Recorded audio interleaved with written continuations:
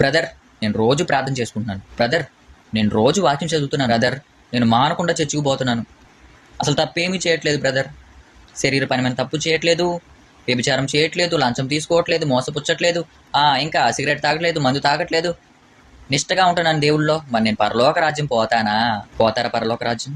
చూసేద్దామా లోకాసువార్త 18 వచనంలో ఇలాంటి డౌట్తోనే ఒక అధికారి యేసు ప్రభువారి దగ్గరికి వచ్చాడు. ప్రభువా, నేను దేవుడు చెప్పిన ఆజ్ఞలన్నీ పాటిస్తున్నాను, దశమ భాగం ఇస్తున్నాను, లంచం తీసుకోవట్లేదు, వ్యభిచారం చేయట్లేదు, ఇంకా తల్లిదండ్రులని గౌరవిస్తున్నాను, అన్ని ఆజ్ఞలు పాటిస్తున్నాను, మరి నేను నిత్య జీవానికి పాత్రను అవుతానా అని అడిగాడంట. యేసు ప్రభువారు, నీకు ఒకటి తక్కువగా ఉన్నదయ్యా, నీకు ఒకటి కొదువుగా ఉన్నది, అది కూడా చేసే నువ్వు పరలోక రాజ్యం పోతావు. మరేంటి ప్రభువా? నీకు కలిగిన దాంట్లో అమ్మి బీదలకి పోయి సహాయం చేయి అన్నాడు యేసు ప్రభువారు. వెంటనే ఆయన మొహంలో రంగులు మారిపోయింది. భలే చెప్పావులే అనుకుని పోయాడంట.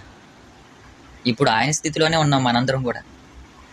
డబ్బు డబ్బు డబ్బు, ప్రతి దానికి డబ్బు ఖర్చు పెడతాం, కానీ అందులో ₹1 బీదలకు సహాయం చేయమను. ఇప్పుడు నువ్వెన్ని ప్రార్థన చేసినా, ఎన్ని పాటలు పాడినా, ఎన్ని వాక్యాలు చదివినా, నువ్వు బైబిల్ జ్ఞాని అయిపోయినా కానీ బీదలకి సహాయం చేస్తేనే నువ్వు నిత్య జీవానికి పాత్రుడవుతావు. నమ్మిన వాళ్ళు ఆమేన్ చెప్పండి. క్రైస్తవుడు ఎవరిబడి అందరికీ మరణాత.